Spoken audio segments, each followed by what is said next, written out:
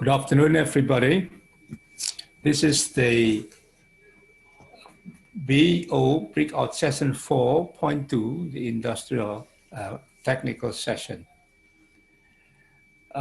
We are about to start this session.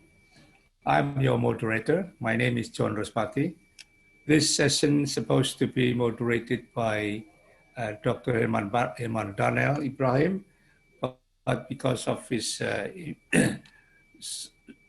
he has to attend another meeting in Yogyakarta, so he has just left from here. So I have to replace him as your moderator. I hope you are not a problem with that.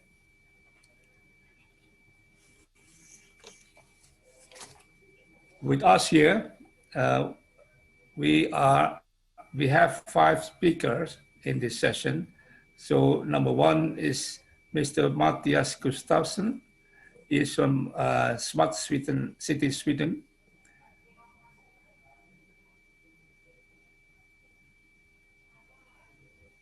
So Mathias Gustavsson is from Smart City, Sweden. He is going to present the integrated waste management and technology for energy recovery and efficiency. Mr. Mark Lister, he is from Asia Clean Energy Partners. He is going to present the challenge of industrial energy efficiency in Indonesia. His institution has conducted a study recently. So what we are going to hear from him is what the study will indicate, what the Indonesian industrial energy efficiency is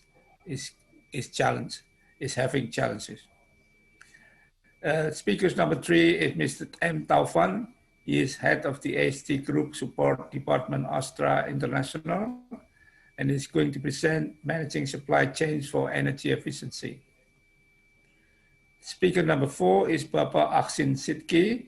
He is the CEO, President Director of Indonesia Power, and he is going to present the power generation efficiency through using Reliability Efficiency Optimization Center. And last but not least is Dr. Amit Singh. He is from the Institute for Sustainable Community, IEECCE, and Energy Efficiency Service Limited, India. Oh, I'm sorry, he is a program manager of IEECCE and EESL. So his position is program manager for those 2 institutions. Okay, so we will have a 90-minute session. So the session will start now by asking Dr. Mathias Gustavsson to appear, and I will read his brief resume of Mathias Gustavsson. Please. So Mathias Gustavsson is a senior expert and project leader responsible for projects including waste management, renewable energy policy, and strategy formulation and transport. He has strong motivation to contribute to realization of the 2030 Agenda for Sustainable Development. Mathias has developed a lead project, for example, in Indonesia, Malaysia, India, Rwanda, Uganda. He is currently the project leader of Smart City Sweden. I'm pleased to hear that because this conference participants are going to visit Smart City Sweden on Thursday, I think. Yeah. So that will be, we look forward to visiting you there. So we are going to meet there. Okay, Mathias has a PhD in human ecology from Gothenburg University, Sweden. That's Gothenburg is that where we have to see, you know, we have to visit. So, Mathias, the time is yours now, please. Thank you. So, yeah. I will share my screen and take you through the presentation. Yes, so my name is Mathias Gustavsson. I work as the project leader for Smart City Sweden, which is a platform for presenting and meeting with Swedish good examples of solutions in a smart city, reducing waste, etc. Sweden has very high ambitions on sustainability for a long time. We've been working with this since the late 60s. We have national environmental quality objectives, climate political framework since long time ago. And we are aiming for net zero emissions of carbon dioxide and climate affecting greenhouse gases by 2045. And there is a 70% reduction of emissions for domestic transports already set by 2030. And one of the things that is perhaps important to note here is that we see that in Sweden it's been possible to decouple the fight of climate emissions with the with also an economic development, and we see a very strong involvement of private companies in this transition. It's part of it, and it's very integrated in the way we work. Some of the achievements we have had is that very little of the municipal waste goes to landfill, 99% fossil-free electricity production. It might be noted that parts of this is from nuclear power, so it's fossil-free, but not per se renewable. We have a very high level of gender equality and an innovative mobility sector, and the mobility sector is one of the things that will be showcased in the tour that is on Thursday. But I think one of the really important part is about efficiency, recycling, circular economy, and for my topic on this speech is about waste, and where waste has become a resource in reality. It's not just a buzzword or a claim, it's actually done. So looking at waste management historically, what we see here, especially the blue field in the bottom, you can see that very little is now put on landfills. We have waste incineration with energy recovery, and of course also substantial amount that is biologically treated in anaerobic digestion mainly. Some is composted, but mainly for anaerobic digestion and biogas production that is then used for transports, in industrial processes, etc. And also a substantial part that is material recycling. Some of these things that has led to this is, of course, that we have introduced a number of regulations and so on that sort of push the sectors to introduce actions to reduce putting waste on landfills, and by this also incentivize finding solutions that also make use of this resource in different ways. So going back to the industrial case, I think that one of the energy efficiency is really one of the things where a lot of things can be done and important measures can be introduced. One of the first steps is, of course, to understand what the measures could be in any industry. Often this can require an energy audit, a systematic review of the opportunities, and see what can be done. Larger industrial sites are, of course, very complex, but again, solutions can be there. And the drivers for this, looking at resource efficiency, is, of course, saving money and then saving environment. And you can also have this as it's required by regulations, but it can also be required as a part of being more resilient for changes in the future. So already now we see how actions to reduce climate emissions, for example, is introduced both as a measure to, in Sweden, for example, to save money on avoiding carbon taxes and so on, but also to know that it will probably be even more problematic in the future. And of course, also profiling companies on sustainability performance. So I want to go and talk a bit about some of the waste challenges seen in Indonesia. I've been working with several projects in Indonesia, both in East Java and presently also now in West Java. So these are some of my points that I want to raise, and some of the challenges that I see as an outsider on trying to make a transition to make waste more as a resource. So I would say that one of the problems being looking at this is that it's relatively complex to sell electricity to the grid. It's not that you can't do it, but it's a rather complex process to reach to this state. And I'm very happy to hear and see that many measures are sort of taken at the moment to make it less complicated, make it easier. And this, of course, also comes as a result of electricity being possible to generate in solar, in wind, and of course also with waste. I would also like to raise that from my point of view, I recognize that many people or institutions and industries, they look upon the waste as a bit of a burden or a cost. There is very few revenue streams in this, which makes also, of course, investments low. So there is a low investment in this, and many middle hands in waste management. And of course, another thing is that what is needed to find good solutions are regional cooperation on these things.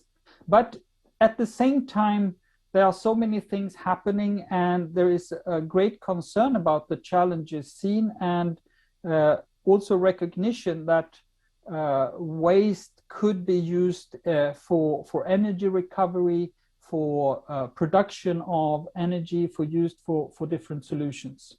So some of the opportunities is, of course, put to valorization of waste streams, and recycling materials with source separation, mechanical sorting, and manual sorting is one opportunity that can be done on different levels in industries, etc.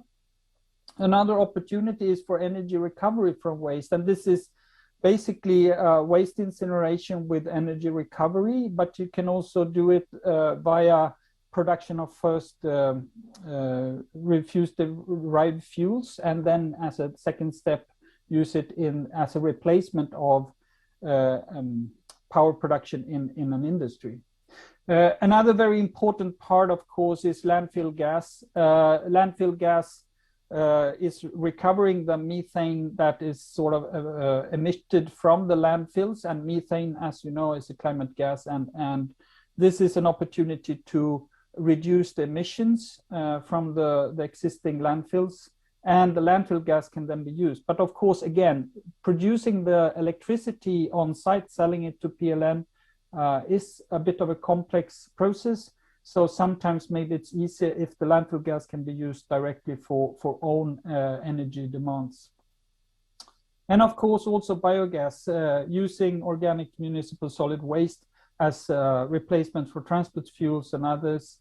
And as was seen from the experience in Sweden, this is actually something that we do on a large scale, and running a lot of buses and transports on it. And this is also cooperation between using, for example, slaughterhouse waste or other waste from industry in combination with organic municipal solid waste, which is source separated.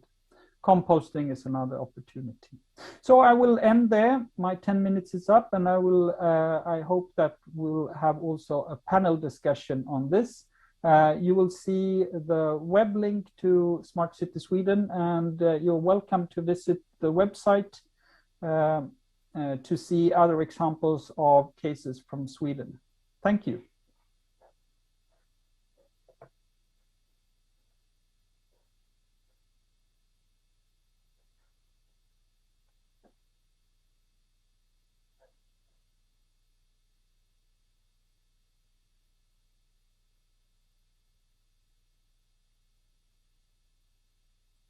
I think you're muted, John. Yes, thank you very much.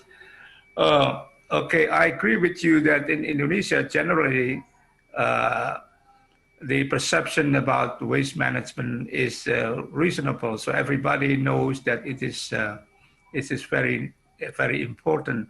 But how to do it, how to manage it, how to be effectively get rid of that problem is complicated.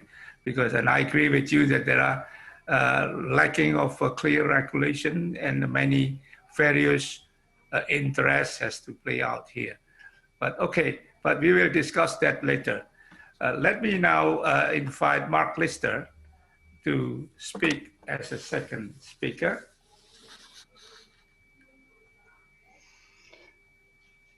Yeah, welcome, Mark. So let me read out briefly your resume.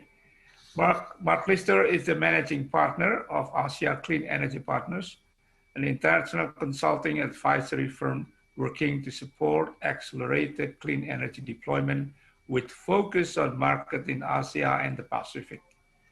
He's been working internationally in many places, including Denmark, and also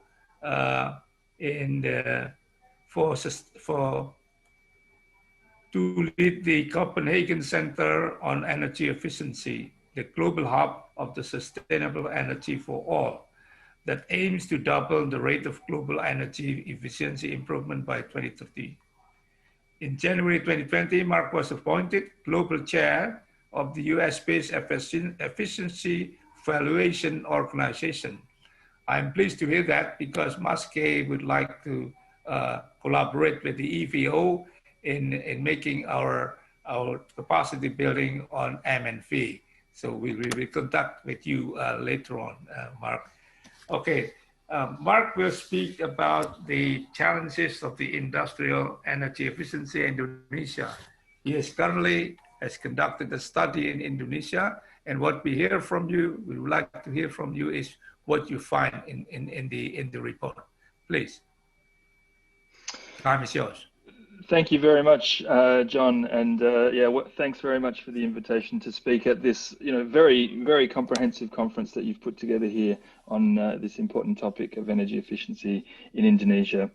As John said, our company, Asia Clean Energy Partners, is involved in advisory work around the region, and we did some work last year with the Institute for Sustainable Communities. So I'm very glad is also on the call, and we'll speak later about some of their work in energy efficiency. But the study was really to look at what's happening in energy efficiency in Indonesia, in industry, and looking at maybe breaking down where opportunities are and what things could help to progress Indonesia and form new partnerships to take forward some greater actions. So it's very relevant to the topic that we're talking about today, and I'll go ahead and share some of those findings with you now. So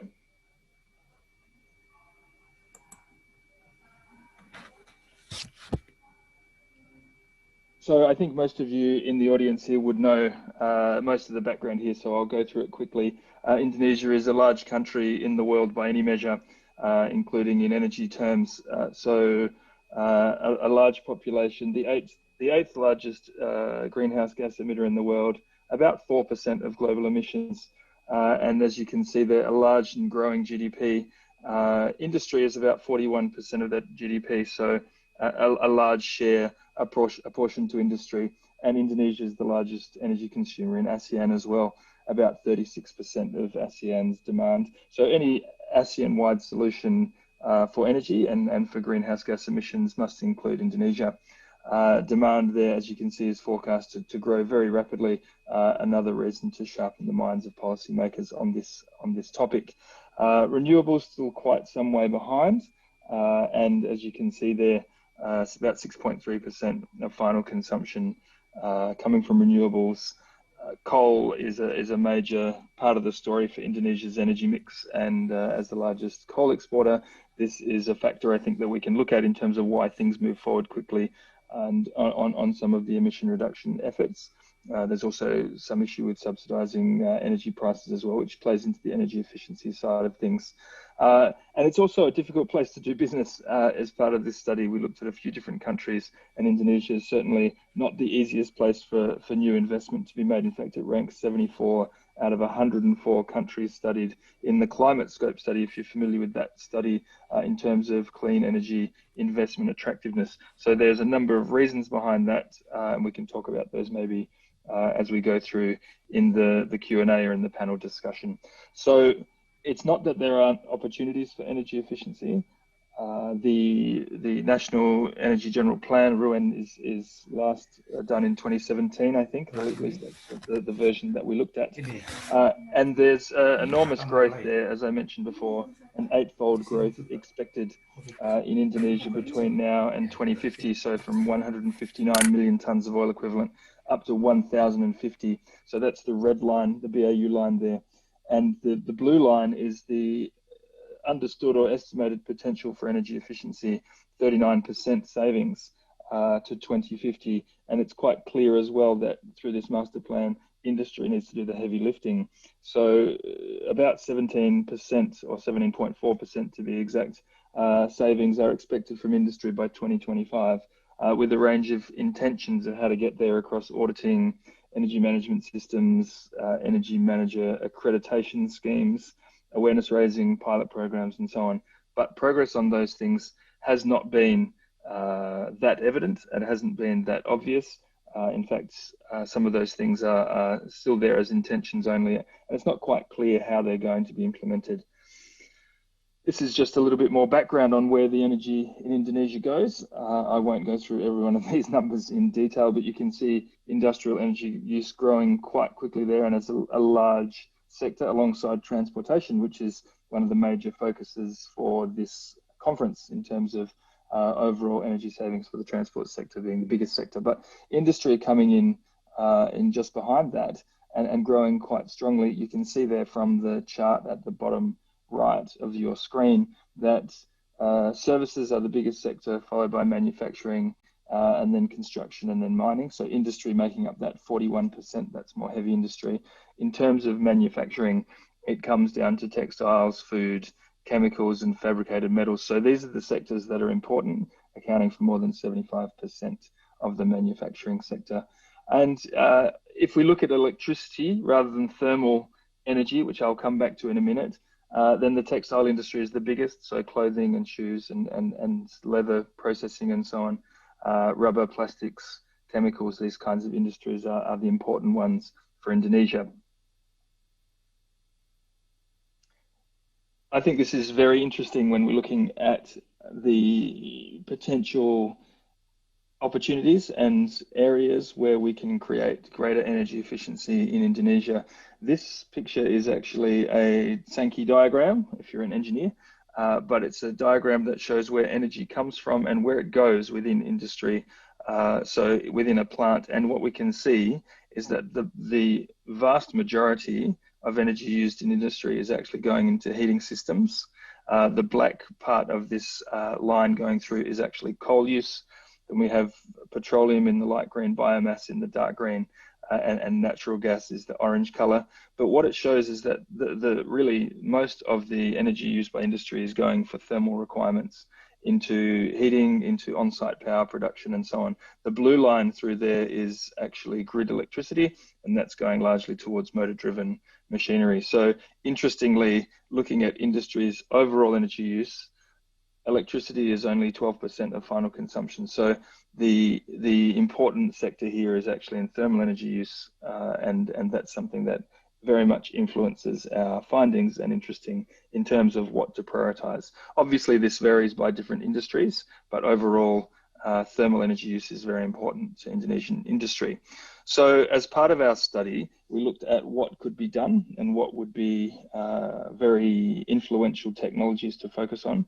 And it comes down, unsurprisingly, to things like boiler systems, waste heat recovery, and economizers, which will help to improve the efficiency of overall boiler systems and process control. So managing more tightly the energy inputs according to demand. And those elements can create enormous opportunities, and the estimates that we made are given in this table on this slide.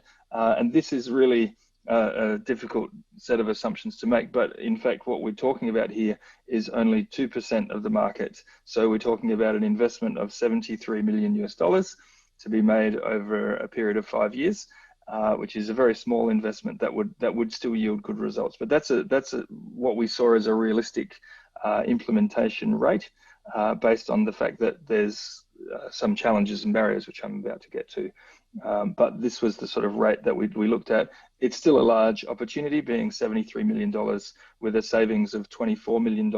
If we play that out over the whole opportunity, so that's 100% of the opportunity rather than 2% of the opportunity, this is a $3.6 billion investment, generating $1.2 billion in annual savings. That's a rough payback of 3 years, spread out over 20 years. That's 740 million tons of greenhouse gas savings at under $5 a ton. So there's a lot of cost-effective opportunities out there. These estimates need to be treated with caution, as I said, because we're really just estimating based on what we can see in the parameters of the market, not any actual reliable data points. So it gives you a sense of the size of the opportunity, at least, and that has led to some policy being in place from the government, from ESDM, and from other agencies, including the Ministry of Industry. But the National Energy Conservation Master Plan does outline, as I said before, some commitments to build on some of the building blocks of energy efficiency policy through energy audits and ISO 50001 and Energy Manager accreditation, online reporting systems for energy management, certification schemes, and John, you and I should talk about certification for monitoring and verification professionals. That's something that is very important or dear to my heart. But there's some movement towards that, public awareness and other pilot and demonstration projects. The only real regulation that's in existence for energy efficiency for industry right now is PP70, which many of you in the industry will be very familiar with, requiring industrial facilities that consume more than 6,000 tons of oil equivalent every year to submit reports and conduct audits and implement projects from those audits in order to speed up their implementation of energy efficiency or face government penalties. So this regulation has been in revision for, I think, a bit over 2 years, and the last I checked, which was about 3 weeks ago, there was still some prospect that it's about to be passed, and the revision brings down the threshold of industrial sites that would be applicable to have this regulation applied to them. So that would include more sites. The issue with this, and I'll get to this now, talking about barriers and challenges, is that in practice, this regulation hasn't been enforced. So what we've seen is basically whilst the regulation is strong and should provide for some serious energy efficiency implementation by industry, there hasn't been an enforcement of this. There's been no penalties levied, and people and industries and factories have not had to comply. And that's a real issue when it comes to talking about how to actually move things ahead, not just having policy, but enforcing the policy. So in terms of overall challenges and barriers, what we found from some interviews that we conducted with leading practitioners and also from the research was that there is still remaining a low awareness of energy efficiency among industrial users. It's not front of mind. It's not something that they're familiar with or thinking about as an important aspect to their business. And coming with that is a lack of technical capacity and project development skills, such that the typical industrial site doesn't have someone on staff or even access to advisors that can help them to design a project which would attract investment. So they're not familiar with the technologies, they're not familiar with the techniques of measuring energy savings and valuing a project. And what that means is that there's not a lot of confidence to be able to present to investors something that would be appealing as an investment, even though there may be many opportunities that are cost effective. So that's something that falls down on both sides of the transaction. Investors can't find projects and project developers can't find investment. And we hear about this everywhere, but it is particularly valid in Indonesia. There's also an issue with the smaller scale of these projects, so that financiers who are looking to invest may be looking for a bigger investment and a bigger return for the amount of effort they need to go to establish the viability of a project. So there's a sense that these smaller projects are maybe higher risk, and so that is built into investment premiums. So this is a real challenge in Indonesia, linking to the last point as well about no commercially attractive local financing, because investors need to understand projects, energy efficiency projects, and project developers need to understand the needs of investors. And this is something that we see as a mismatch in many cases, but particularly sharp in some of the industrial sectors of Indonesia. And there, as I said before, lack of consistently enforced regulations. So there are regulations, but they don't necessarily stick when it comes to implementation. So the implementation of measures made mandatory is very helpful, but unless that's enforced, that is difficult. There's also a number of sticking points, again, undermining transaction confidence around the capabilities of local ESCOs and energy auditors to actually be able to accurately assess energy savings and measure and verify them over time. So these are all important barriers and challenges that we see to further progress for implementation of energy efficiency at particular industrial sites. I'll just finish by saying the study concluded with some possible ways forward, and this includes the de-risking of some of the project-based lending, similar to what I was just saying around the need for improved confidence in energy efficiency investment transactions. So this can be done through guarantees, and that can be provided by development finance organizations, where they can provide a credit risk guarantee for investors who are otherwise unsure about the validity of some of the energy efficiency investments. And so they look for, they either look for security, tangible security, or they increase the credit risk, and they increase the margins that they will charge in terms of interest rates. So that can make it very difficult for projects to get investment. On the other side, energy savings insurance as a standalone product can be very useful, where it's been trialed in a number of markets around the world, but that's really where you're paying a premium to somebody to actually take that risk for you, similar to what an ESCO would do in actually taking on the energy efficiency performance risk. But they're the kinds of products that could help in Indonesia. And again, with this question about confidence in transactions, we see a whole range of areas in certification and training and professional accreditation, which could be improved, and that includes things like auditing, so certified investment grade auditors, investment saving or energy saving verifiers. This is work, both of these things I'm involved in through my work in the efficiency evaluation organization, and looking at improving monitoring and verification practice globally. The idea that we could actually look at project finance and project structuring workshops to help practitioners and factory owners actually develop good projects that can start to be financed. So teaching about the benefits and risks in these projects and helping them to structure them. Alongside that, work with the ESCO sector to actually help them understand the needs of both the financiers and the project developers, and help to develop those companies into strong market intermediaries. The point 5 on this slide towards the end here is examination of demand aggregation models to scale up projects. And I'm very pleased that we have Amit from IEECCE on the call to talk a little bit further and explore a little bit further this particular item, along with some of the other ideas, and general awareness raising for industry as well. So they're all things that we thought would be useful in Indonesia. I think there's a long way to go, and there's a huge opportunity there if we can start to push forward in a collaborative and kind of cooperative way towards some of those outcomes. So that's all I have to talk about today, but I very much welcome your questions, and look forward to the discussion in the panel that follows afterwards. So thank you very much. Back to you, John.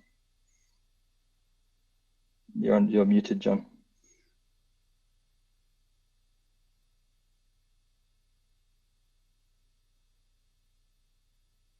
We can't hear you, John, because you're still on mute. Sorry. Yeah, sorry. Thank you very much, Mark. And it's a little surprise. There's no surprise at all. It's what you have found in the study, because I think I have contributed to the information as well, because that is what our insights say. That is exactly what you have found in the study. That the problem is not the regulation. The regulation, there is a little problem now, but the willingness to regulate and to improve the regulation within the Indonesian government is there. But the implementation, I mean, not the implementation, but the process of that regulation takes a long time. You're right to mention that there was more than 2 years now that we have for the first time reviewed the energy conservation peraturan pemerintah, what is the government regulation. It was more than 2 years ago. So we are now pushing the government to issue this, because we believe that this regulation is at least much better than the existing one. But not on regulation is a problem. Making regulation is one thing, but implementing the regulation is another thing. So we need a lot of help in helping the government to implement that regulation. It needs a lot of operation at the ministerial level, etc., etc. Especially when we are going to engage the local government. That's another challenge. But anyway, thank you very much. We need to talk about it later on. Maybe we can sit down and make some discussion about how we have to help government to implement the regulation and etc. Okay, I look forward to it, Mark. Thank you very much again. Okay, sekarang kita ke Astra Internasional. Pak Taufan atau Mas Taufan, ya, masih sangat muda. Taufan is excuse me.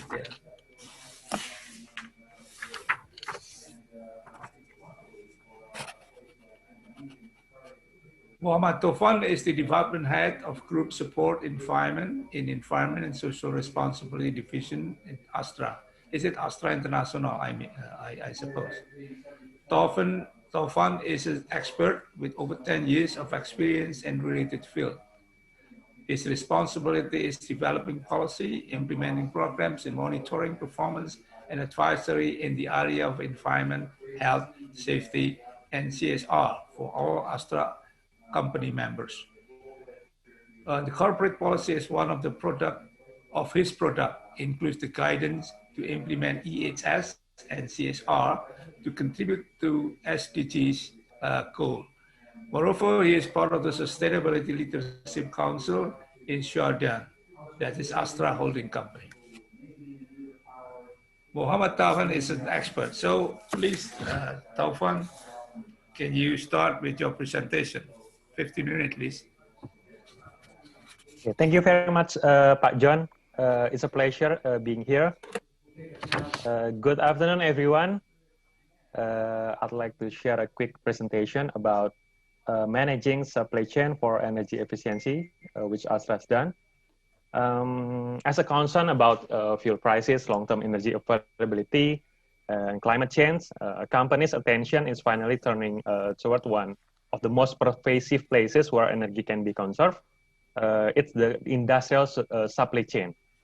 The supply chain itself is the production and distribution network that encompasses the sourcing, manufacturing, transportation, commercialization, distribution, consumption, and so on. And before going further, I explain about what Astra has done in managing supply chain for energy efficiency. I can briefly inform you of Astra's profile. Next slide, please.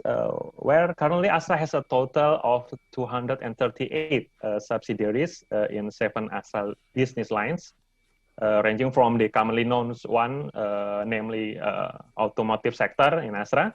But Astra now also has business lines for financial services, heavy equipment, mining, energy, agribusiness, information technology, infrastructure and logistics, and the last one is property.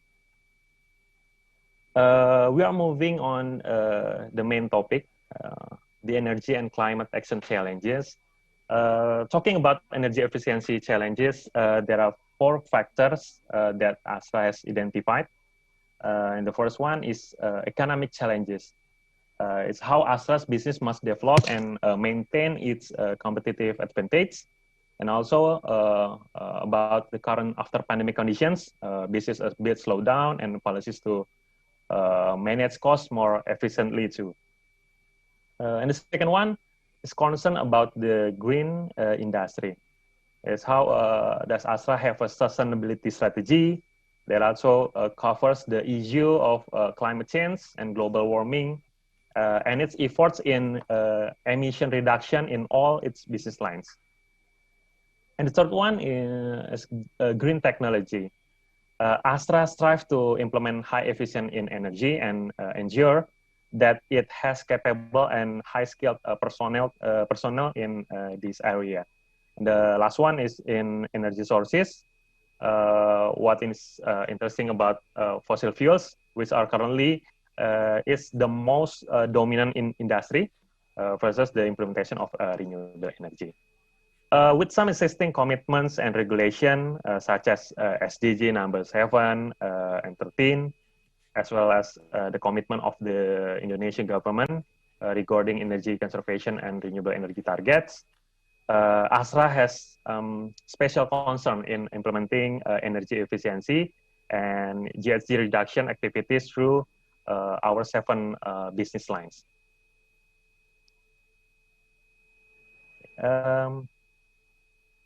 As the one of the biggest company in Indonesia, Astra also pursue value chain approach in its supply chain management. Our value chain approach starts in the raw material supply, especially in automotive sector. Astra also foster local industries for its raw material suppliers. And Astra implements supply chain management to ensure the efficiency of its supply chain process regarding the material and energy usage.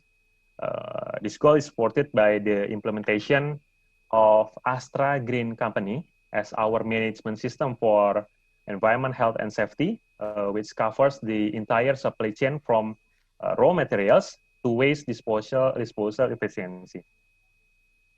Specific to energy management, Astra Green Energy is developed as one of the development from Astra Green Company system. This system is focused on pursuing energy conservation and efficiency for our supply chain from raw materials to distribution to customer. And some important aspects that need to be considered in supply chain management. The first is the raw materials. In the procurement process, it is necessary to pay attention to the process of selecting green materials, supplier pitching, and periodically communication. And the second one is for inventory control. It is necessary to do smart scheduling of inventory and warehouse energy efficiency. The next is the main process. In the planning and production control process, it is necessary to carry out the daily detailed schedule of efficient production to minimize the energy consumption. Then in process efficiency, it's including the decision support system, real data monitoring, energy conservation, energy efficiency, and periodically energy assessment. In the distribution process, scheduling is very important. We have to arrange fleet demand and the delivery routes to reduce fuel consumption. In the same way with the monthly report of fuel consumption and continuous improvement. It is also necessary to minimize energy consumption during waste disposal by implementing the cleaner production. And what is also important is the PDCA cycle in supply chain monitoring. This is all that we take care of with implementation of Astra Green Company and Astra Green Energy. So this is what I said earlier. Astra Green Company as our environment management system. We started in 1999. There are 16 categories to cover all types of company in Astra. And supply chain evaluation through Astra Green Company. The first one is ensure PDCA cycle throughout the supply chain from supplier to waste management. And top management commitment to implement Astra Green Company. The third one is mandatory for companies to have dedicated function for environment aspect, resources efficiency, and the energy management. And then criteria on resources efficiency, supplier communication and socialization. And the last one is beyond compliance evaluation of energy management. Will be described in the detail through Astra Green Energy in the next slide. This is what I said earlier, Astra Green Energy as a comprehensive energy management system. This is a guidance in conducting management and energy audit, designed under ISO 5001 energy management system and ISO 5002 energy audit. Through a structured energy conservation initiative, Astra can improve efficiency, lower down the cost, and reduce greenhouse gas emissions. These are the key activities. We have a policy of reducing 2.5% of GHG intensity in 2021. Knowledge sharing and technical discussion to Astra Group Energy Expert Association. And then the Astra Green Energy Business Solution. This is we do as a project advisory, consultation, and renewable energy acceleration. And then energy assessment across Astra Group. We did it by self-assessment, group assessment, or corporate assessment. And the last one is Astra Green Energy Summit as a grand networking event and appreciation for energy success story between Astra Group companies. Here are some case studies in Astra Group companies. This is an example at PT Toyota Astra Motor, distribution fuel reduction program. Here, PT Toyota Astra Motor implements energy efficiency in its supply chain. For distribution, Toyota Astra Motor has conducted a comprehensive fuel reduction program in distributing parts to its depot and part shop. By implementing the PDCA cycle, Toyota Astra Motor ensure the sustainability of these initiatives. Starting from plant, Toyota Corporation has initiated Toyota Environmental Challenge 2050 and planning to achieve carbon neutral in 2035. In 2021, Toyota Astra Motor committed to reduce 2.5% of its GHG intensity compared to prior years.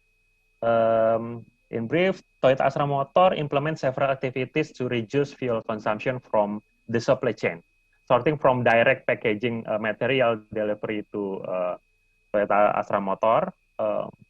The parts from local supplier then are rerouted to reduce the distance to spare part logistic division.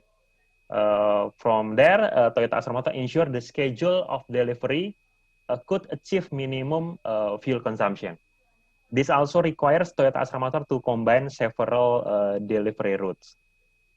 This implementation is supported by manpower competence. Toyota Astra Motor has conducted the eco-driving training and encourage the internal competition between their drivers. And each vehicle is also monitored with GPS and checked regularly through Eco-Patrol. This comprehensive initiative is reported regularly to Asia Pacific and also nominated for Toyota Global Environmental Award. The impacts of this program, fuel saving for 32,000 kiloliter, and the important things is 85.7 thousand tons of CO2 equivalent reduction. And this is the next example of application in Astra business in the mining sector through the implementation of green mining program, especially in digitalization and big data, energy efficient mining operation through strategic planning and comprehensive solar reduction program in coal mining and transport with scope of operator competence monitoring, road monitoring, and vehicle monitoring. And this is another example for manufacturing in Astra. This is from PT Denso Indonesia with Cogeneration System Program and PT Toyota Motor Manufacturing Indonesia with Waste Heat Recovery Technology. But also in several other Astra factories, it has also been implemented for the program to utilize the residual heat from existing processes. And these are the results and lessons learned at Astra for the implementation of Astra Green Energy starting from 2015 until now. In addition to producing energy saving, cost saving, but also the main thing is CO2 reduction, which we consistently improve. These are the key elements to achieve optimum energy efficiency in supply chain. From Astra, determined there are 6 things. The first and the foremost is the top management commitment. We think this is the most important thing for a smooth and successful implementation. Then the second one is integrated management system with PDCA cycle, so we can see the evaluation and what action we need to take. The third is pursue innovation, focusing on significant energy use from business supply chain in order to get the most optimal result. The fourth, change management. The fifth is drive synergy and collaboration with the government, and of course also with the parties related to energy efficiency. And the last one is appreciation and success story sharing to be an inspiration to be applied throughout the supply chain as well as other relevant Astra Group companies. This is the last slide. Astra has strengthened the value chain in renewable energy supply through PT Energia Prima Nusantara and PT Bina Pertiwi Energi as a renewable energy suppliers. These are Astra Group company. Currently, PT Energia Prima Nusantara is running solar PV projects in 6 Astra Group companies with a total capacity of 1.2 megawatt. And PT Bina Pertiwi Energi has 32.5 megawatt peak total in mini hydropower plant project across Indonesia since 2016. And for the upcoming projects of renewable energy, Astra is currently accelerate of rooftop solar PV implementation in our sales operations and workshop in collaboration with PT Energia Prima Nusantara as a solar PV supplier, which is also an Astra Group company. Okay, I think that's enough for my presentation, represent what Astra has done. Thank you very much. Back to you, Pak John. Thank you, Taufan. I would like to congratulate you that your company is doing so comprehensive things towards sustainability. I have attended myself, have experience in how Astra people are very serious in doing these things. I was attending the summit the other day, I think 2 years ago before, and I'm convinced that Astra is in the right way towards their objective of becoming green company in Indonesia. And you are lucky where you are guided by the international company passion that should have inspired the local people here. Thank you, Taufan, once again. Thank you, Pak John. Okay, so now the fourth speaker is Bapak Ahsin Sidqi. Pak Ahsin adalah Direktur Utama dari PT Indonesia Power, sebuah subsidiary dari PLN, dan beliau memimpin mengelola banyak power plant yang dimiliki oleh PLN dalam hal ini. Mudah-mudahan saya tidak salah persepsi. Pak Ihsan adalah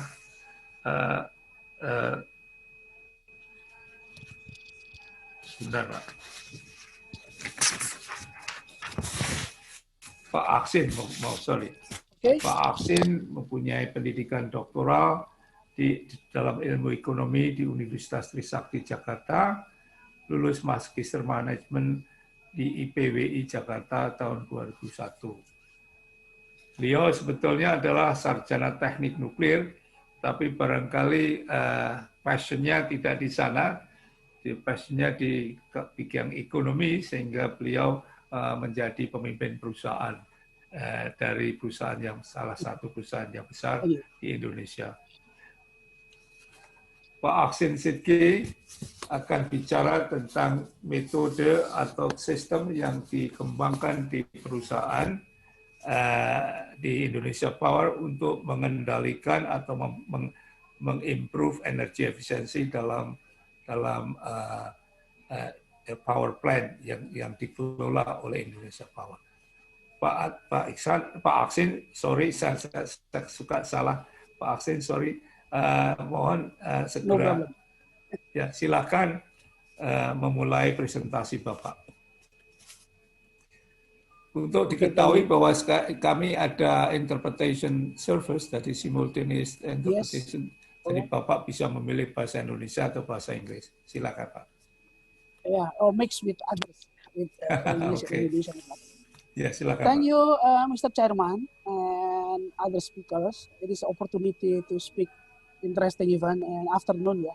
So we would like to deliver in 10 minutes maybe, yeah, or more for what we do for making our companies consistent and efficient, and also growth with other power plant, not just only in Java, but also in all of province in Indonesia. Please, my slide. Suara Bapak, maaf, suara Bapak kok kecil ya? Kecil ya, oke. Okay. Kurang keras. I will repeat again. What now? Clear? Yes, sudah bagus. Okay. Yeah. Thank you. Sorry, afternoon diseases. Thank you very much. Let's introduce my company first. Just only a minute. Next slide. Indonesia Power is the biggest company, power plant in Indonesia. Owned by PLN. Indonesia Power is state-owned company. Next slide. What vision? Becoming the best energy company and sustainable. And also we provide energy solutions. And also we operate and maintenance. And also develop new business in energy solutions. I think it is interesting statement. Next slide. In this picture described, we operate and own in all province in Indonesia, mainly in the big archipelago. We have at least 7 power plant in Papua, and also we majority in Java, and also we majority in Kalimantan. We do hope that we grow with renewable, but mainly today we have a fossil. But by the time we would like to grow by renewable, and we maintain for existing power plant high efficiency. What method and what we treat, what we can create my team, I would like to share later on. Next slide. Yeah, Indonesia Power have many subsidiary company, especially Indonesia Tenaga Hijau is just only green company. We develop many power plant.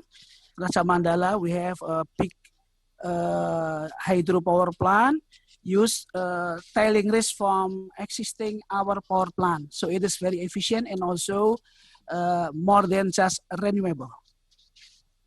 Next slide.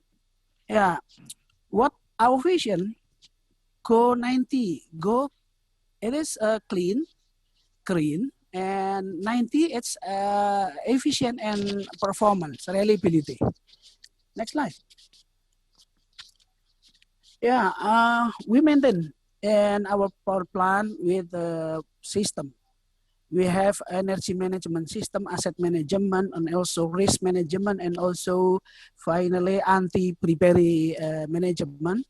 So this our process business integrated management systems inside our company. We believe that our partners are very happy if you know that our systems going on and so effective in our company. Next slide. Yeah, Pak Jokowi as a president, also Ministry, Pak Erick Thohir, and also our CEO of PLN create the transformation program based on how to efficient you do with your company. I think it is important statement from the top of our nation, and also we refer to this to making our program with many innovation. Next slide. Yeah, it is also the red one, in this number. It is pengembangan asset performance improvement system, reliability and efficiency. Yeah, it is from our ministry, and PLN and Indonesia Power describe clearly by mention reliability and efficiency, and also mechanism efficiency of cost and also investment. I think that's clear from the top and also in operation in my side. Next slide. The important things about the green transformation, lean, green, innovative, customer focus is PLN transformation, and we redefinition this transformation. Lean is mean digital power plant. That's important for me because control of efficient consistently without digital is impossible. So we create artificial intelligence and also model. It's named REUC. Later on we can describe to you. It is number one priority in our company transformation. Next slide. Digital transformation for asset enterprise management and efficient also reliability. This slide describe what milestone we have. Finally, we create the business value, increasing asset life, operation excellence, and the important thing today, reducing cost, optimize, and others. Let me show my next slide. What we do about what in detail. Yeah. Thank you for our CEO in PLN. They ordered to us that for numbers about what can we reach about availability, and also we reducing in problem or force outage, and also head rate, and also finally cost. So we believe that we can reach this because we have a strategy, especially in how to treat our operator and also maintenance for all making all system by control our system in efficiency, also asset management. Next slide. Yeah, I think it is a common slide for asset management. Let's we see in the box, yeah, in the yellow box. Reliability, outage management, work planning and control, operation management, efficiency management. Pertamina, Astra talk before me about supply chain management. So now we share with you about efficiency management, one of part asset management in our company. Next slide. Yeah, the goal is our program improving efficiency, reducing operational costs, and reducing waste. I think it's three ways for making best practice in international company. So we can prove that this program going well in our company. Next slide. Now, we have maturity in every unit in our business. The level 1 until 5 years. This level describe what maturity we have. And it's consistent for every 6 months we making score for every our business units. So finally, my company integrated by system and have a maturity. So we happy because day by day, our level maturity going to more than 4. Next slide.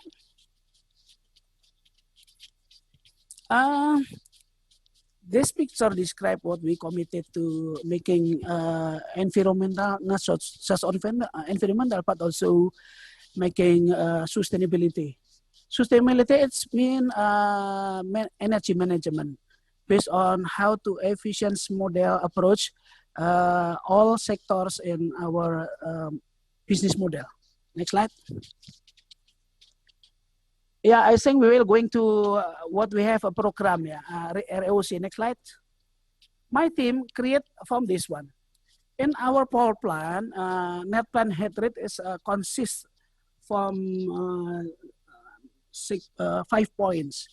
Yeah, how we can treat our fuel and use of water, and also how to main equipment efficiency, and also how to can we negotiate with provider, yeah, for making optimum and dispatch. And also we manage about our safe use in our machine for making electricity. And finally, from this picture, we can make a model to going to digitalize. Next slide. This picture describe about the 10 main driving parameters to roll out in speak about the efficiency in our power plant.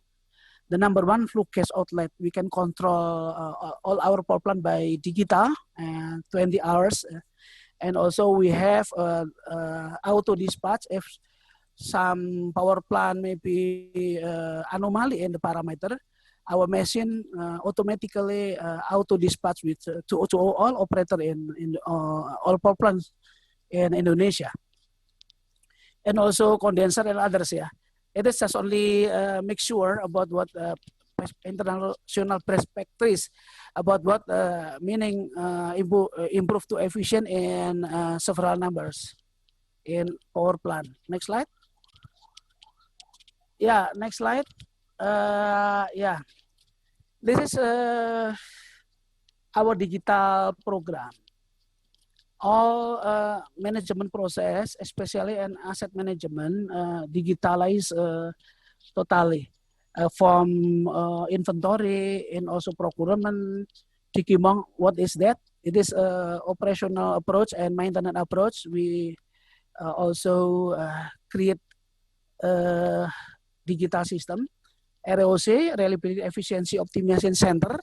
So we will explain for just making sure that our program consistent in efficiency approach. Next slide. Yeah, ladies and gentlemen, this picture is our control room in head office. ROC can control hundreds power plant in one station like this picture. And for 24 hours, we have staff on there. No problem. Someday, like this picture, no staff on there. But this machine, this digital platform, still work every times, every minute, every seconds. And ROC monitor and control, not just only in Java, but also in many provinces. Power plant can join with me, just only making collaboration and also head of agreement, open discussion and what we can access to the all parameter. And finally, with my artificial intelligence can be prove that your power plant good or no in performance and efficiency. Next slide. The ROC concept is analyze, advise, and optimize. I think if you have power plant and you know just only have operator, no problem. The engineer can be adopted by ROC approach. Yeah, with a digital machine, our problem can be analyzed, and also we have advice with protocol, and also we guarantee that optimize all power plant and REOC management can be assured. Next slide. Next, please. Yeah, I think it is what the mechanism dispatch of REOC. REOC is like live organism, 20 hours and real time. So it is like a cloud approach, and also combine open data and data integrity also. So finally we can reducing in not just only cost, but also making improve in efficiency, also reducing any problem in our in all power plant. Next slide. Sorry, it is so small, but it is described that we can detail one part of power plant, for example, boilers, pulverizer, turbines, can be analyzed one by one. So it is very complicated, but we can manage so well with this REOC system. Next slide. Yeah, for example, Suralaya power plant, it is the biggest size power plant in Indonesia today. You can show that Suralaya 1 until 7 will well managed by me, by REOC system. And also for other picture in the upper sectors, describe what fuel can monitor and control about the quality and also the amount of coal what we need in this day and every hours. It is a critical program because that's power plant is depend on managed on fuel. So we from the fuel. Finally, we control also from gas in stack. Next slide.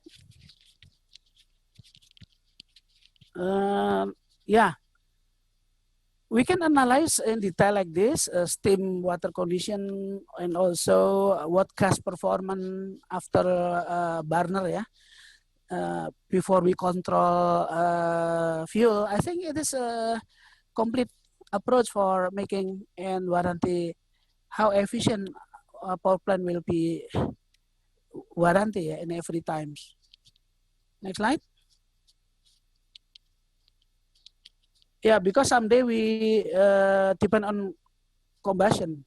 So today we, with my staff, making program automatic combustion tuning. I think it's important issue for my ROC today. This picture describe about the visual tracking.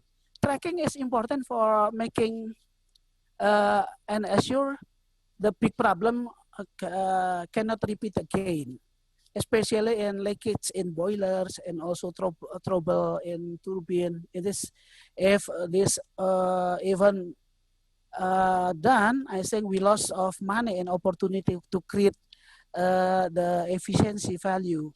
Because boiler and turbine and also many parameter, we conclude that it's important to analyze and visual tracking, helping for discussion, for making engineer sure with adapt and also discuss with this fact. It can just not only this time, but also we can reverse for years, for last years ago, we can also analyze. I think it is the power of this ROC approach. Next slide. Yeah, this program owned and created by my team, especially millennial generation. So we happy. Finally, PLN also Ministry of Energy. The afternoon, we have information interesting to use it all of power plant in Indonesia. This is controllable losses daily. The important things is our approach is what money loss in every we not proper in one parameter.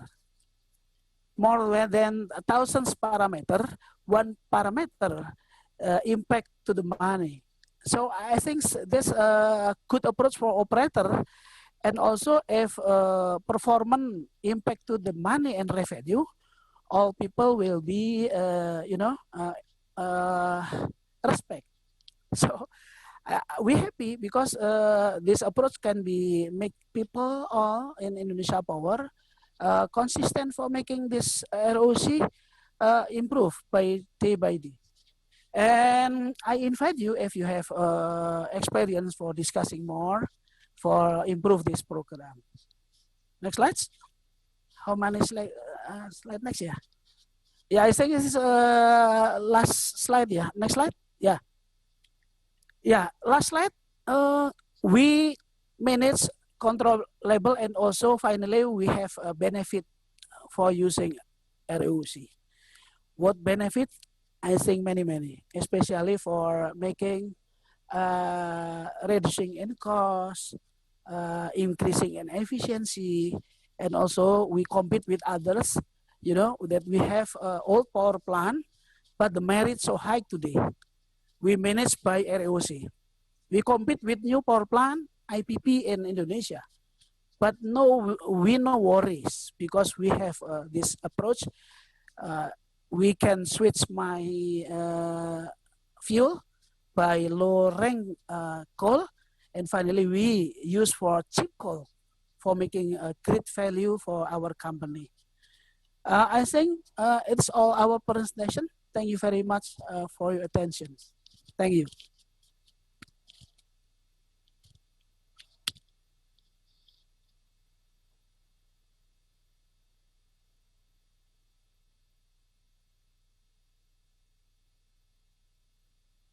Masih mute, Pak.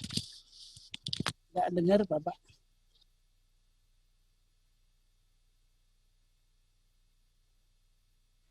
Mr. Chairman, you're muted, I guess. Yes. Thank you very much, Pak Ahsin. It's a comprehensive presentation that shows that Indonesia Power has a sophisticated system to control their power plant efficiency energy. Unfortunately, this is a very technical, so I myself cannot follow too much. I'm not an engineer, but it shows that Indonesia Power is very serious in controlling their assets and the productivity of their power plant. Okay, last but not least, now I would move to Dr. Amit Singh. Amit Kumar Singh is a doctor in, he has a PhD degree and is program manager with the Energy Environment team of IEECCE in India. With around 14 years experience in the area of energy and environment. Amit has been actively instrumental in the implementation of programs and innovative business models, accelerating the adoption of the industry energy efficiency in India, particularly with the small and medium enterprises. Okay, Amit, please start with your presentation. Before you continue, we are running a little bit late because we started also a little bit late. So we will continue with it until 5:15 or 5:20, if you agree, because we have no. This room is going to be empty. It's not. This is the last session in the room, so we can extend our time for a couple minutes. Thank you very much. So please, Dr. Amit, begin your presentation. Thanks. Thanks a lot, Mr. John Respati. Thanks a lot. Very good afternoon to all of you. My name is Amit, and I represent Institute for Sustainable Communities, a 30-year-old not-for-profit organization working in the area of sustainable manufacturing. So it's an absolute privilege to be a part of this conference, and therefore I would like to express my sincere gratitude to the organization, to the organizers, and in particular, Mr. John Respati. Mark has already set the context for this, and So along with EESL, as part of a program accelerated by P4G, we have conducted this landscaping assessment in 3 countries. I mean, we are implementing a program, and one of the components of the program is aimed at replication of some of the successful business models in the area of industrial energy efficiency. Replication of these models from India to countries in South Asia and Southeast Asia. And so as part of the program, what we did, we conducted a comprehensive landscaping assessment using a mixed approach, and Mark has already shared some of the findings with this. However, if I have to kind of compile the overall findings in few lines, I would say there is a clear intent from these countries to reduce their energy consumption. That's for sure. That's number one. Number two is, I mean, clear intent is there. There is a clear opportunity also. I mean, Mark has already kind of discussed, like he was giving example of boilers, economizers. So there is a clear sort of opportunities. There are certain amount of barriers and challenges also. So if we want to kind of tap these opportunities, we will have to address these barriers and challenges. And that is what I'm going to discuss. I mean, basically discuss around some of the innovative business models. And that's the core topic of my presentation. So before I get into business, the first question is, why are we doing this? I mean, why we at IEECCE are kind of working in the area of sustainable manufacturing? The answer is very simple, because to fulfill our mission, which is to address environmental, economic, and social challenges by driving innovative sustainability and solutions, transforming communities, cities, and factories to build a better future shaped and shared by all. And to fulfill this mission, part of this thing, we have implemented around 120 projects in 30 countries, supported by various agencies, various multilateral organizations, bilateral organizations, and some of the big corporates. In the last decade or so, we have been concentrating in this circle, which is basically representing South Asia and Southeast Asia. Now, what is so unique about this region? The interesting fact is, more than half of the world population that lives inside this circle. That's on one side. The second thing is, this circle is also contributing to the overall manufacturing. This circle, basically the region, the countries which are located in this circle, they are making good contribution to the overall manufacturing output. Most of the supply chains are located here. So what does that mean? On the one side, we need more amount of energy, more amount of natural resources to fulfill this growth. And on the other side, we've got more people to share these natural resources. So when we are saying we need to build a better future shaped and shared by all, we need to make interventions related to sustainability. We need to make interventions related to energy efficiency so that these natural resources can sustain for a longer duration. And that's where IEECCE has been working in this region to promote the concept of sustainable manufacturing. And that part of that mission only, we have conducted this study. Mark has already spoken about the findings from this study. What I'll do is I'll start from where Mark has already left. So basically, we are talking about the challenges. Now, the question is challenges. The first challenge is, I'll briefly kind of explain these challenges. So technical challenge, what I mean is, whenever you go to any industry, people are going to ask the question, has this technology been implemented somewhere else?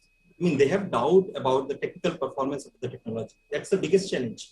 The second challenge is there are no, or I would say limited expertise available with the technical experts to kind of appraise these projects. That's what I mean by the technical challenges. And for time being, if we are able to solve that challenge, the biggest challenge is related to financing. I mean, the cost of the technology is very high. And if you go to units, industries, most of the time they are going to say, we don't have money to make upfront investment.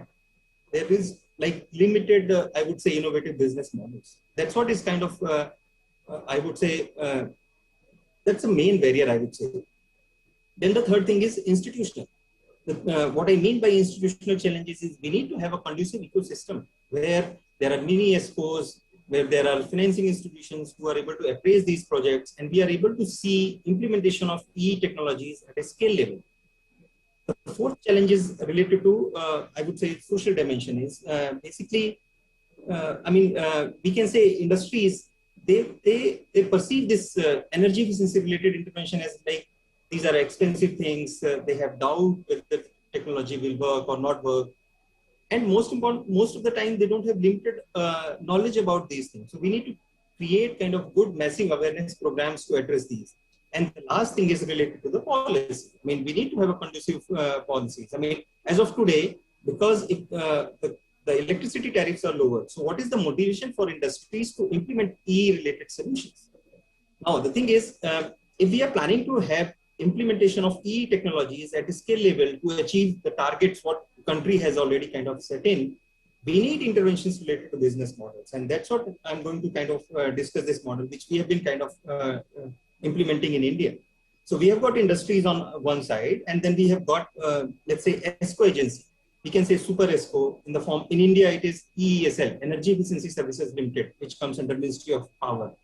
What EESL is doing is they are able to identify the opportunity. I mean, in which technology they see, there is huge opportunity, huge potential. So what we are doing is basically, we are doing the pilot demonstration of that technology. We are doing consultations. The overall goal is to make this technology as a standard offering, technology standardization, what I mean. And that's how we are kind of taking care of the first challenge, which is related to the technical aspect. Now, the interesting thing, what EESL is doing is they are aggregating the demand on behalf of industries, and then they are basically doing a bulk procurement. In this case, I have taken an example of IE3 motor because EESL has got a program called National Motor Replacement Program. Now, because of this bulk procurement, what is happening is we are able to reduce the cost of the technology. I mean, the cost related to higher cost of the EE technology. That's how.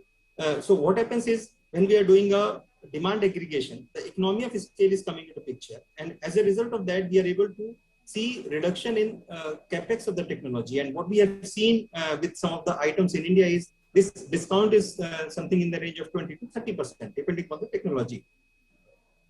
So that's how we are addressing the barrier of higher cost. Now, the third challenge is related to upfront investment. Industries are not willing to make upfront investment. That's where EESL is making their upfront investment. And what they are doing is they are implementing projects in something called pay-as-you-save model. So they are getting repaid from the monetized energy savings. And how does this work? If we have to see, is basically, I've got a simple graph. So this red bar is basically the total amount of energy consumption with the old technology. And this green one, light green, is basically the energy consumption with the new technology. So certainly we are going to see reduction in energy consumption.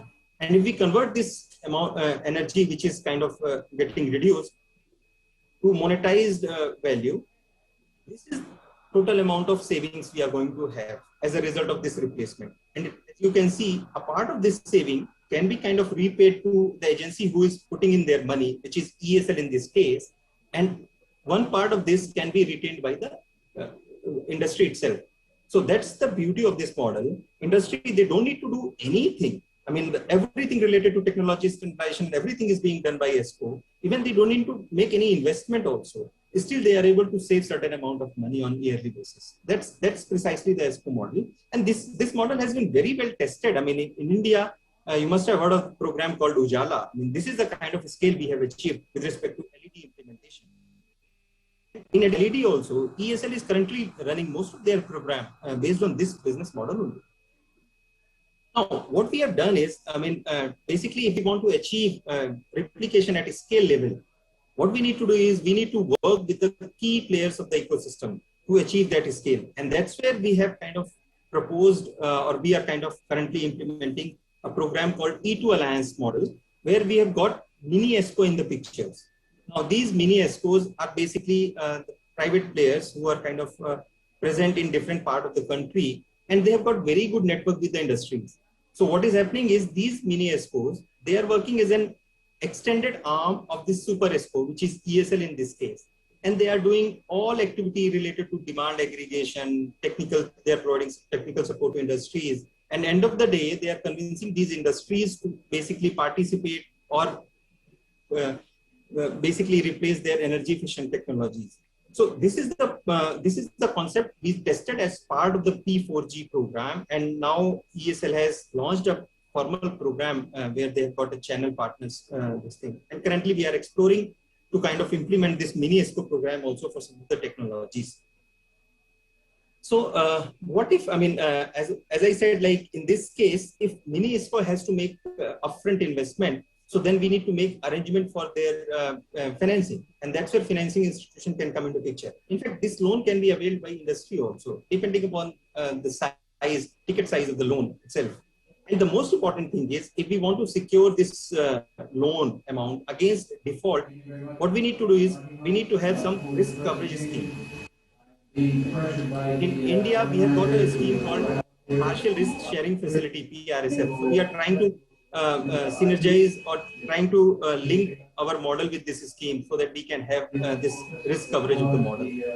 So you see, I mean, what we are doing is we are working with key players of the ecosystem, and that's how, and not only working, we are doing their capacity building, we are working on monitoring and verification related services, we are providing technical support, and that's how we are addressing this challenge related to institutional aspect.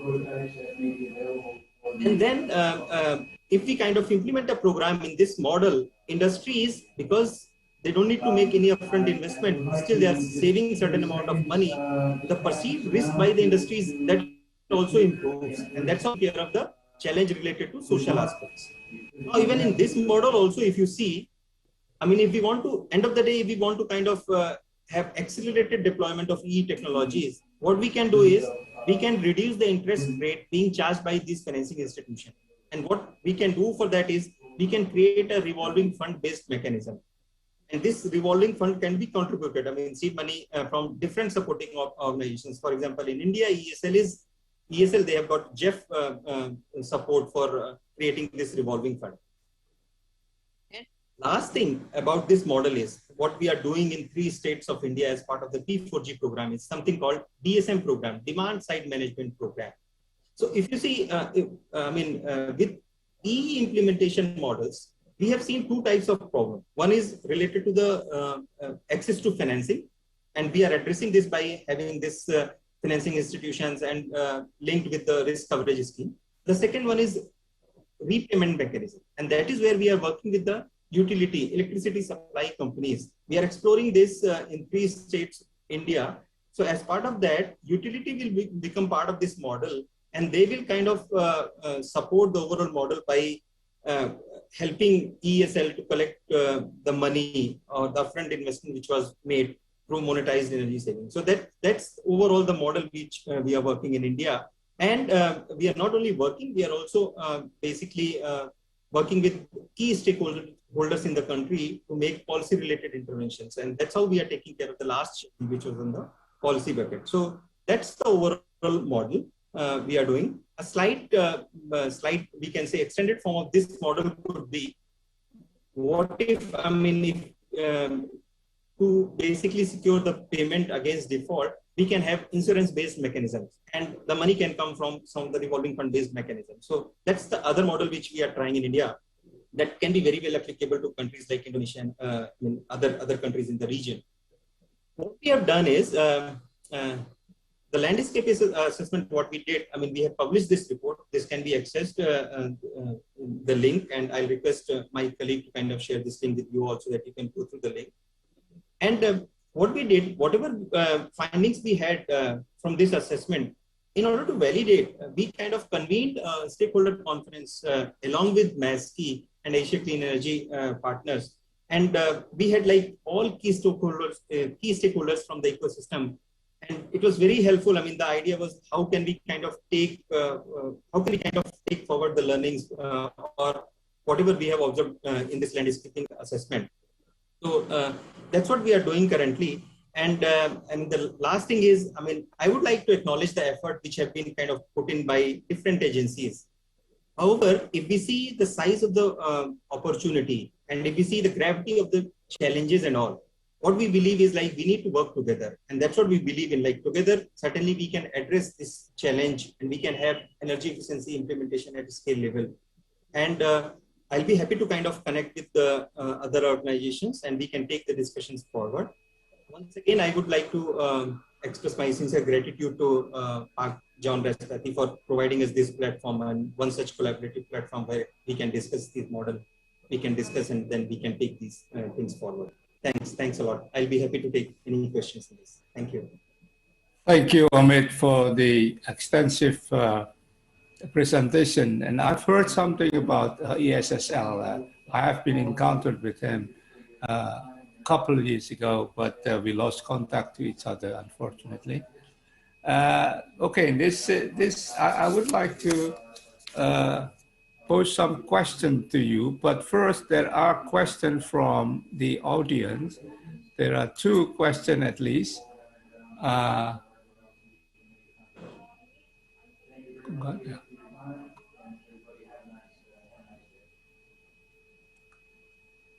So I can't find, but let me question I begin with Amit Singh for this.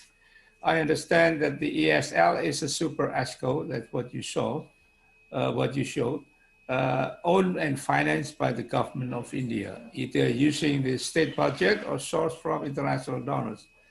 In Indonesia, we have been tossing with this idea for quite some time, but the challenge is how to establish the super ESCO without hurting the private companies' opportunities.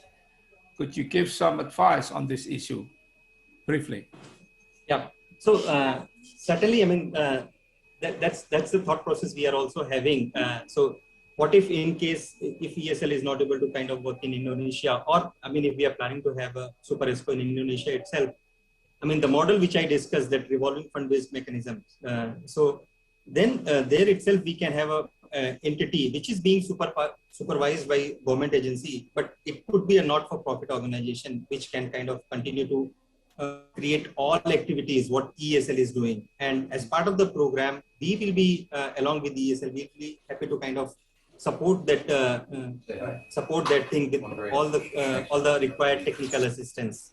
So that's how we are trying to kind of as of now we are kind of envisaging. What we are going to do is we are going to have one-to-one meeting with some of the key players in Indonesia, including Maskeei, and okay, along with you, then we will try to set up one.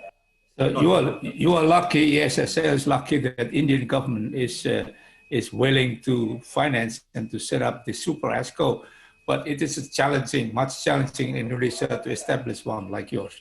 Thank you very much, Amit. Next, I would like to ask Mark Lister. What would you like to advise Indonesian government and the industrial stakeholders to tackle the barrier of investing in EE project? You know that that EE project is not so sexy compared to renewable energy, for example. How would you do that? Well, I mean, it's I went through in the presentation. I went through some of the things that needed to be done, you know, to try to improve this. I mean, we have to keep making the case for the attractiveness of energy efficiency compared to other policies, other projects, other investments, because the returns are usually there. The technology is usually there. We can achieve good results with known technologies, and it can be very quick to implement compared to other options. But like you said, it's not very attractive. It's not very sexy because it's invisible. You know, it's not something that it's easy to get political traction around it. And there's also the sense that saving energy is somehow means people going without energy that they need. So this is a perception that we have to try to overcome. And you know, so I think there's a lot needs to be done in all you know, in all different ways from government side on the information and awareness raising around some of these aspects about how appealing the opportunities are, but then also incentives around helping people to take the steps. Maybe they don't think it's as attractive as it is, that they can actually, you know, the sorts of things that Amit's talking about, where you can actually provide funding models to overcome that first cost barrier as well. So, you know, these incentives and revolving funds, other funds like that. Really, mostly for government, it's about focusing on the opportunity, understanding the opportunity, and then being able to propose some ways to take the opportunity, including the other part of it is to say regulations and enforcement, which is a strong message that I gave in my talk. I think the opportunity, if we are talking about opportunity, people see that very big. You know, even the government in the new regulation is opening the door for ESCO to do business with the Indonesian government. But the problem is, again, there is a lacking of regulation, at least the operational regulation to do such thing. Perhaps we can copy, or we can propose to the government to establish a super ESCO like what Indian. What do you make of it? A super ESCO in Indonesia. Yeah, it is one of the solutions, and we've seen great success in India as Amit went through. I think, as you said, it's in your comments as well, John. I think it's very important, the government involvement with the Super ESCO in India. This gives it some credibility, some legitimacy. Without that government leadership, it's difficult to see how the Super ESCO could be formed and then work with all the other ESCOs. Because without that role or that legitimacy from the government, maybe backed with some funding sources to fund these sorts of projects, these are the things that are needed to create such a thing in Indonesia. So that's something that we have the example of India where it has worked well.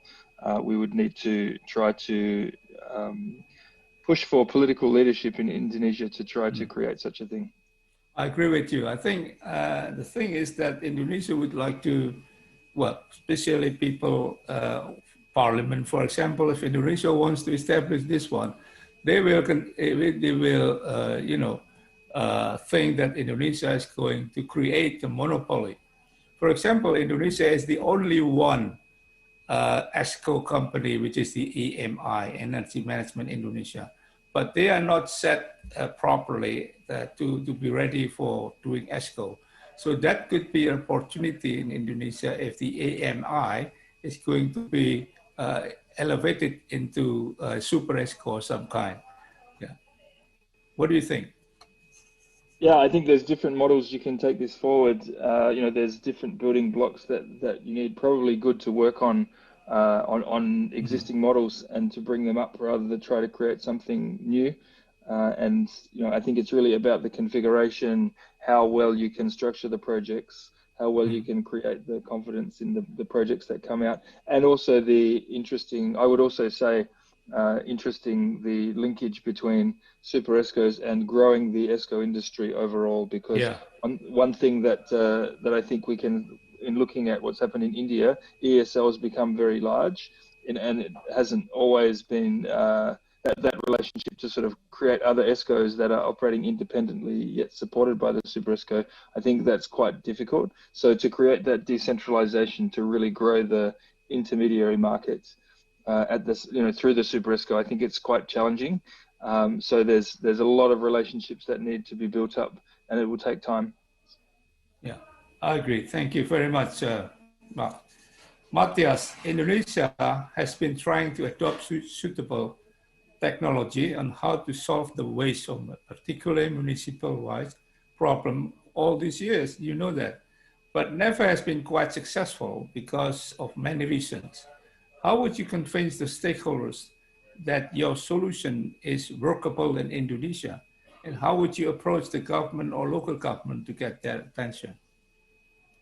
I think the question is very much on what you commented earlier about. It's not so much about why doing this, it's more like how to do it, and it reflects on your question here. And one of, like listed in my presentations, there are some barriers we have been talking about earlier here about that it's not that sexy to work on waste solutions. And finding and identifying revenue streams and opportunities for saving money is, of course, one important part. But also, as mentioned, waste issues and waste challenges are rather, high priority in Indonesia at the moment. Yeah. So this is like a combination of finding solutions long term on a pressing challenge that sort of affects people's health, economy, tourism, etc., etc., and also trying to find ways of saving money on maybe you can replace a fuel or something. But it's a step-by-step solution, and definitely from the studies we have made in West Java and also in East Java and other places, shows that the potentials are there, but maybe looking at the context in Indonesia, where tipping fees, for example, is a challenge, as sort of in the Q&A here I was answering some questions, that you need to find other revenue streams. You need to do a step-by-step solution. And I would say another really important part is to have support from regional levels and so on, to find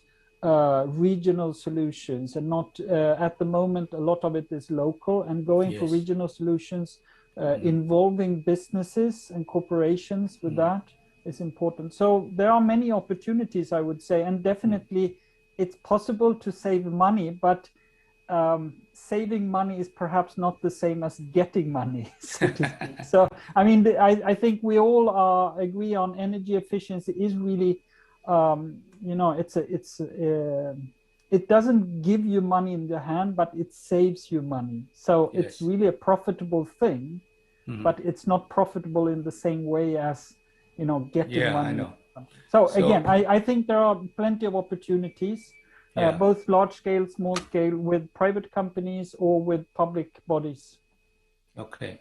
Do you know, in my personal view, in any way and at all costs, as a matter of fact, it is the government obligation to get rid of the waste, right?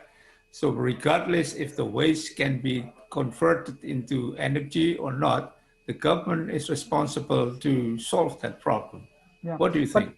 But let me just turn here, because from our perspective, we don't get rid of the waste. We make sort of a profit from the waste. Waste is not a waste. It's more like a resource.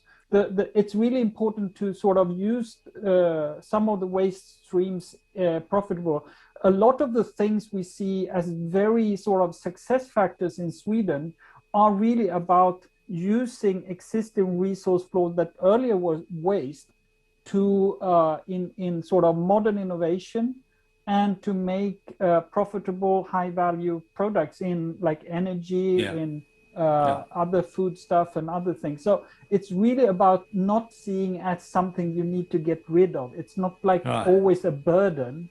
It's actually something that is valuable. Yeah, I agree with that. So it's a shift of mind shift. Yes, I know, I understand that. But in Indonesia especially, there is so many players, so many parties are involved in that, and because the waste has been, well, I would not say neglected, but not having much attention to so many years, that people are getting used to utilize that waste as a source of income, but not for the government or for the city, but for the individual. That is a problem in here, and that should be. That need times to, because that will pose social problem, as you understand that, because people are getting their income from the waste, you know, and that is the biggest challenge in Indonesia to get this properly managed. But thank you very much for your insight, and I hope that we can have the opportunity to look into your study in West Java, so we can probably help each other to make Indonesia is ready to solve the municipal waste forever. Okay, then I will move to Pak Taufan or Mas Taufan. So I understand that you have shown many examples for the success of your approach. But my only question is, how you have convinced your supply chains to follow what Astra wants?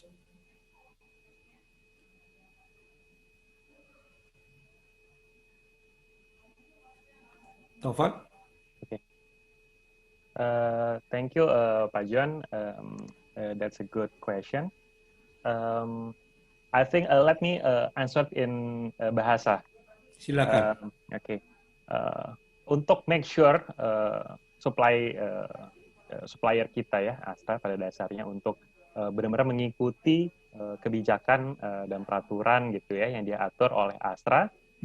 Kita secara periodik dan kita memastikan sekali gitu ya penerapan beberapa prosedur kita, khususnya kita tadi kemas dalam sebuah manajemen sistem Astra Green Company dan Astra Green Energy. Itu diterapkan karena memang secara periodik kita assess, kita evaluasi para suppliernya, dan blessing-nya sebenarnya saat ini mostly suppliernya Astra saat ini kita kuatkan memang value chain ya, jadi memang sama-sama grup Astra, jadi beberapa memang kita masih bisa pastikan mereka mengikuti prosedur dan kebijakan kita. Tapi khusus untuk yang bukan grup Astra, kita pastikan sekali dengan penerapan tadi sistem manajemen yang ada. Oke, jadi Astra sebetulnya mengambil kebijakan integrated company ya, integrated corporation. Jadi anak buahnya, supply chain-nya juga Astra semua. Begitu ya? Betul. Ya. Pak John. Oke. Jadi yang bukan Astra hanya sedikit, gitu kira-kira. Oke, terima kasih Taufan. Last but not least for Pak Ahsin, sorry, saya selalu keliru, mohon maaf Pak. Tadi Bapak menyampaikan bahwa yang namanya REOC itu sangat efektif dan saya lihat impress terhadap sistem itu Pak Ahsin. Tapi saya belum melihat tadi bagaimana hasil daripada REOC ini untuk meningkatkan efisiensi energi sebagai taruhlah monetary value, berapa yang telah di-save dengan menggunakan sistem ini. Bahasa Indonesia boleh Pak, silakan Pak. Iya, terima kasih. Tadi sudah ada yang menghubungi saya untuk bekerja sama ROC, bisa atau tidak saya katakan bisa, sekalian biar kita terbuka. Iya. Dan tentu saja ujung-ujungnya adalah revenue yang bertambah dengan menurunkan cost. Betul. Jadi kami sudah bisa menghitung kehilangan 10 kilokalori di dalam parameter tertentu, misalnya di superheater gitu ya, yang seharusnya temperaturnya segini, tapi jadi segitu, itu langsung bisa dijadikan monetisasi menjadi berapa juta dalam satu hari. Nah inilah yang kita bangun, kemudian semua diagregatkan menjadi BPP. Bapak-bapak, saya beritahu bahwa tahun lalu sebelum kami belum menerapkan ROC, BPP total kita itu sekitar 1.100 lebih rupiah per kWh. Ya setelah ROC ini kita implementasikan dengan semua unit-unit yang kami punya, dengan batu bara tadi lebih baik, BPP itu turun menjadi sekitar 700. Bayangkan nih, BPP itu biaya pokok produksi listrik. Nah, setelah kita telusuri, memang itu ada kontribusi sehingga BPP ini bisa turun, sehingga revenue kita meningkat tajam, ya, dengan pengurangan kos dari 1.100 rupiah menjadi sekitar 700. Nah, sekarang ini kami sudah bisa saving lagi. Di triwulan ini sudah sekitar 600-an, kepala 6 rupiah per kWh. Nah, karena ini bekerja nyata dengan kolaborasi semua pihak. Ya, ROC itu kan bisa diakses di semua titik yang punya otorisasi dan semua sektor, semua pegawai, kontribusinya juga bisa dilihat dari sini. Termasuk juga mesin-mesin utama atau penunjangnya. Jadi demikian bisa kita jelaskan bahwa kita selama ini BPP-nya atau turun dan pendapatan kita meningkat. Oke. Terima kasih Pak Asih. Satu pertanyaan lagi ada tadi dari audiens mengatakan pemerintah Indonesia ini sekarang sudah punya komitmen untuk mempensiun PLTU, sedangkan Bapak punya banyak PLTU. Ya, bagaimana Bapak mengantisipasi kebijakan pemerintah ini untuk menjadi green atau memenuhi komitmen internasional mengurangi pemanfaatan coal? Jadi kita ikut pemerintah dan tahun 2050 karbon netral sudah nggak ada PLTU 2050 itu. Ini sudah disampaikan dari Direktur PLN ke Kementerian, dan Presiden nampaknya juga sudah mengerti gambaran ini. Tetapi PLTU memang sudah nggak dikembangkan lagi di Jawa Bali, ya kecuali mungkin sudah di stop ya. Tambah. Tetapi kita kan pakai clean energy, clean coal teknologi, kemudian juga melalui biomas ya kita melakukan co-firing. Jadi sampah-sampah kota itu sudah kami olah menjadi pelet-pelet atau briket, sekarang sudah masuk di PLTU. Dan ini target kita 5% sampai 30%. Ini menjadi bagian IBT yang sangat murah. Tadi yang dari Swedia dan dari ini kan kalau bisa ya pakai existing tapi dengan inovasi. Nah sehingga pemakaian batu bara akan berkurang dengan biomas yang nambah tadi. Nah termasuk juga efisiensi energi dan bagaimana tadi ilmu-ilmu dari pencerahan lain kita aplikasikan sampai tahun 2050 nanti memang sudah tidak ada. Dan kita mengembangkan banyak renewable sekarang di seluruh Indonesia. Silahkan nanti kalau ada potensi hubungi kami untuk bekerjasama. Terima kasih Pak, terima kasih. Jadi kami senang bahwa sudah difikirkan ke sana. Jadi Bapak tidak khawatir nanti ada stranded assets kalau pemerintah memutuskan menghentikan pemakaian coal. Karena tekanan-tekanan internasional itu juga besar, Pak. Jadi kita tidak bisa sendirian memutuskan itu. Ya. Terima kasih, Pak Ahsin. Tadi masih ada satu pertanyaan yang kelewatan. This is for Amit. Yeah. Are there any regulation that specifically regulates the revolving fund or financing fund on other similar fund for EE projects in India? This is from the audience. Can you answer that? So thanks for this question. So I mentioned two things. One is this partial risk sharing facility. So that's basically the program which is being implemented by Sidqi and Bureau of Energy Efficiency, supported by World Bank. So that's how this is operating. Regarding the revolving fund, we have created the initial structure of the revolving fund and we have kind of submitted it to the ministry for their approval. So once we get that approval, it will get implemented. Okay. Thank you very much, Amit, for this answer. I hope that answered the question of Mr. Singh, that is from EMI, from the Energy Management Indonesia. So that's the company I mentioned just now, that's the only state-owned company that is supposed to be doing ESCO business. Okay, thank you very much for all. I think we are limited to the time. We have run over about half an hour, but we are lucky that this room is now free, so we can continue on and on, but we have to be limited by time. So thank you very much for all distinguished speaker, and we hope that we can keep in touch to each other, because I'm representing Maskeei as well. So certainly we would like to see you, Amit, next time. Certainly we are going to see, to keep in touch with all the speakers of this interesting subject. Thank you very much and have a nice day. Thanks a lot for this opportunity. Thank you. Thank you. Thanks everyone. Bye. Thank you everyone. Yeah, thank you Pak John.